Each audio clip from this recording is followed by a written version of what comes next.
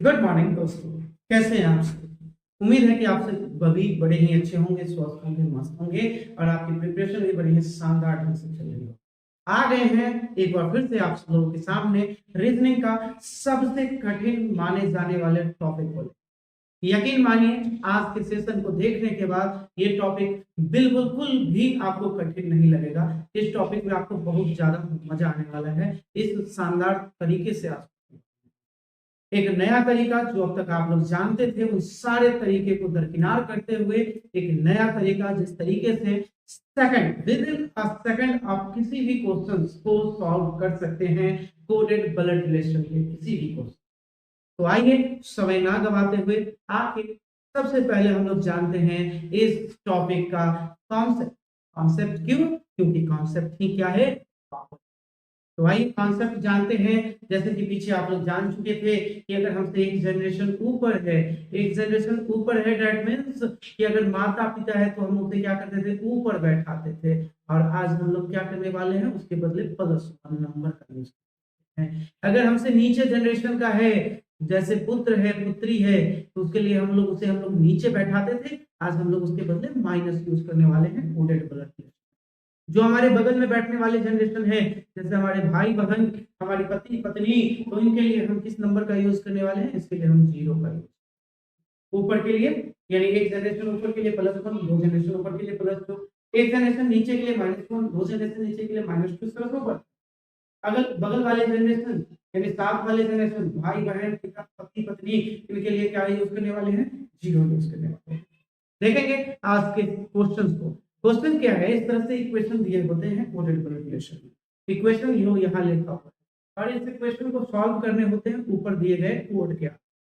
इतना तो आपको पता ही होगा। क्वेश्चन क्या पूछा गया है, पी किस प्रकार क्यू से संबंधित है। ध्यान दीजिएगा, क्यू पी किस प्रकार क्यू से संबंधित है, यानी आपके जो काम का इक्वेशन है वो सिर्फ और सिर्फ कहाँ है, यहाँ बस पी से लेके क्यू तक। पी क्यू से किस प्रकार संबंधित है, तो आपके काम का चीज हुआ सिर्फ पी से क्यू तक। इसका तो एक तरीका है, क्या तरीका है, जो पुराना तरीका अब तक आप बना रहे थे, अलग अलग जगहों पे आप सीखे थे कि इक्वेशन को हम लोग फैमिली ट्री के रूप में ड्रॉ करें।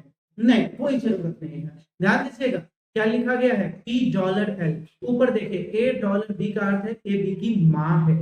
ए बी की माँ है यानी कि ए एक महिला है, तो उसी प्रकार से $L का अर्थ क्या हो जाएगा, पी एल की माँ है। और पी अगर एल की माँ है यानी कि महिला है, इसलिए पी दादा और पिता तो हो नहीं सकते।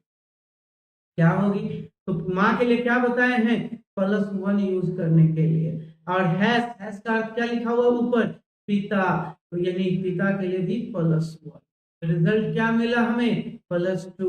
बताइए +2 में दादी होगी कि माँ होगी, निश्चित रूप से दादी, क्योंकि माँ तो +1 में होती है, एक जनरेशन ऊपर होती है, दादी 2 जनरेशन ऊपर। मजा आया, समझ में आया? अगर आया तो वीडियो को लाइक जरूर करिए, शेयर करिए वैसे दोस्तों तक जिन्हें इस वीडियो की जरूरत है। चैनल पे नए हैं सब्सक्राइब भी जरूर करिएगा। आइए ऐसे मजेदार चीजों को और ही सीखते हैं। वीडियो के अंत तक बने रहेंगे, चीजों को धैर्य के साथ सीखेंगे। यदि आप वीडियो को बीच में देखना बंद कर देते हैं तो ये तरीका आपको समझ में नहीं आने वाला। ये तरीका ऐसा मजेदार तरीका है जिससे आप आसानी से किसी भी एग्जाम में नंबर उठा सकते हैं बिना समय गवाए हुए। और ये तरीका यदि आपका छूट गया, यकीन मानिए आपके एग्जाम में 1 से 2 नंबर 3 नंबर कम होने की संभावना हो जाएगी, क्योंकि ये टाइप जो होता है वो समय बर्बाद करवा देता है, जो आपका पुराना तरीका है उस तरीके से। इसलिए ये तरीका जरूर सीखिए। आइए दूसरे क्वेश्चन पे आपको लेके चलते हैं। दूसरे क्वेश्चन में क्या पूछा है, पी टी की आंटी है यानी पी महिला होनी चाहिए। देखिए यहाँ जेंडर जो है ना वो भी बहुत बड़ा गेम खेल रहा है। पी टी की आंटी है यानी पी को महिला होना चाहिए। अब आप इक्वेशन पढ़िए तो क्या लिखा हुआ है, P%Q। अब ऊपर देखिए परसेंट का अर्थ क्या लिखा है, ए बी का भाई है यानी पी क्यू का भाई है। अब बताइए पी अगर क्यू का भाई है तो क्या पी आंटी हो सकता है, नहीं ना हो सकता है जी। तो नहीं हो सकता यानी ऑप्शन ए क्या हो गया, गलत हो गया, डायरेक्ट काटिए ना। अच्छा एक और देखिए आप क्या लिखा हुआ है, पी हैश क्यू, ए हैश बी का अर्थ क्या लिखा हुआ है, ए बी का पिता है। ए हैज बी का अर्थ अगर ए बी का पिता है तो पी हैज क्यू का अर्थ क्या होगा, पी क्यू का पिता है। अब पी अगर क्यू का पिता है तो पी तो मेल ना हो गया। अब मेल हो गया तो क्या वो आंटी हो सकता है, नहीं ना हो सकता है, तो क्या होगा, आपका गलत हो गया। अब आपके पास भी ये ऑप्शन होता है कि या तो बी सही होगा या डी सही होगा। अब दोनों में से कौन सही है, चलिए देखते हैं। तो क्या लिखा हुआ है, at the rate. At the rate के लिए क्या लिखा है यहाँ पे देखिए, बहन। बहन का मतलब क्या होता है, जीरो। हैश, हैश का अर्थ क्या लिखा है, पिता। ऊपर में देखते रहिएगा, पिता के लिए हम लोग लिखते हैं कोड +1, एट द रेट के लिए बहन यानी जीरो। अब परसेंट सब कुछ यहाँ से देख के हम लिख रहे हैं। परसेंट का अर्थ है भाई, अब भाई भी बगल में बैठता है, सेम जनरेशन का होता है यानी जीरो। ये रिजल्ट क्या हुआ, 0 + 1 0 0 सब मिलकर क्या बन गया, +1। अब बताइए आंटी जो होती है आपसे एक जनरेशन ऊपर होती है ना, +1 यानी एक जनरेशन के लिए +1 आना चाहिए था, आ गया +1, यानी यही क्या होगा, आपका सही आंसर होगा। लेकिन एक और संभावना होता है, क्या होता है संभावना, कि हो सकता है कि यदि आप ऑप्शन डी को चेक करें तो इसमें भी +1 आ जाए। तो वैसे कंडीशन में क्या करेंगे, ऑप्शन बी या डी दोनों में से किसी एक का हम ट्री बनाएंगे। जैसे ही ट्री बनाएंगे किसी एक का, अगर सही हो गया तो जिसका बनाया वही सही, गलत हो गया तो जो बच गया वो सही। वैसे डी एक बार चेक कर लेते हैं क्या +1 आता है, एकदम नहीं आएगा। देखिएगा डॉलर का अर्थ क्या है, ऊपर देखिए माँ, माँ का अर्थ क्या होता है +1। परसेंट ऊपर क्या लिखा हुआ है, भाई, यानी भाई तो बगल में बैठता है यानी जीरो। एट द रेट बहन, बहन भी बगल में बैठती है यानी जीरो। हैज पिता, पिता यानी प्लस। रिजल्ट क्या मिला, +1 0 0 +1 मिलकर क्या मिला, +2। आंटी दूसरी 2 जनरेशन ऊपर नहीं ना होती है, 2 जनरेशन ऊपर दादा दादी नाना नानी होते हैं, यानी ऑप्शन डी भी क्या हो गया, गलत हो गया। उम्मीद करते हैं अच्छे से समझ में आ गया होगा। आ गया है तो अगला क्वेश्चन आप लोग तो बनाइए तो जरा। अगला क्वेश्चन, क्वेश्चन नंबर 5। चलिए ये क्वेश्चन नंबर 5वां है लिखा हुआ है जो, लेकिन वैसे आज के सेशन का ये क्वेश्चन नंबर 3रा है। इस क्वेश्चन को आप लोगों को सॉल्व करना है। क्या लिखा हुआ है देखिएगा, आर एच की बहन होनी चाहिए, ध्यान देने वाली बात है। आर क्या होनी चाहिए, एच की बहन होनी चाहिए। अब यहाँ पे एक दूसरा जादू भी आपका काम कर जाए, आर एच की बहन होनी चाहिए मतलब आर महिला होना चाहिए, इतना तो पता है। अब देखिए एक बार कि यहाँ जो लिखा है, थोड़ा सोचिएगा, अभी बड़ी बहुत छोटा बात बता रहे हैं लेकिन बड़ा मोटा बात है। ए हैज बी यानी ए बी का पिता है। जेंडर किसका पता चला, ए का।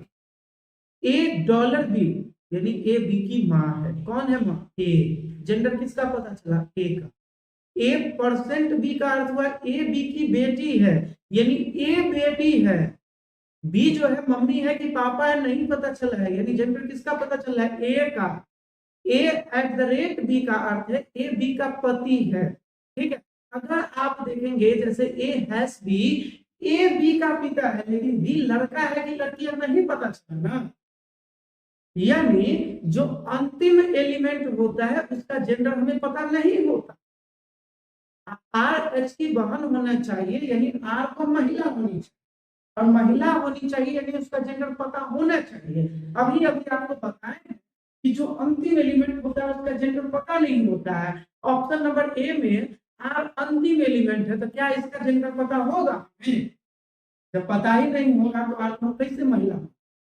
उसी तरह से ऑप्शन बी में भी आर अंत में लिखा हुआ है। 2 ऑप्शन बच गया, अब प्लस माइनस करके चेक करते हैं। आइए देखिए क्या लिखा हुआ है, आर एच की बहन होनी चाहिए।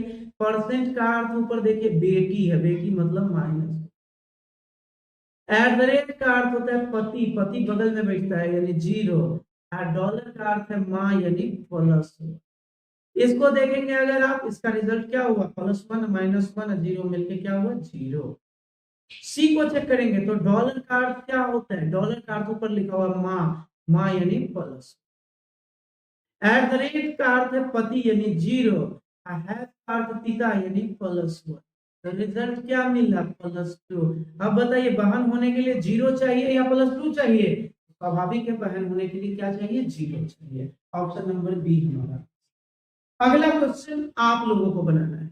ये क्वेश्चन आप लोगों के लिए होमवर्क है, इस क्वेश्चन को आप सॉल्व करिए और इसका आंसर कमेंट बॉक्स में जरूर डालिएगा, आपके आंसर का इंतजार रहेगा।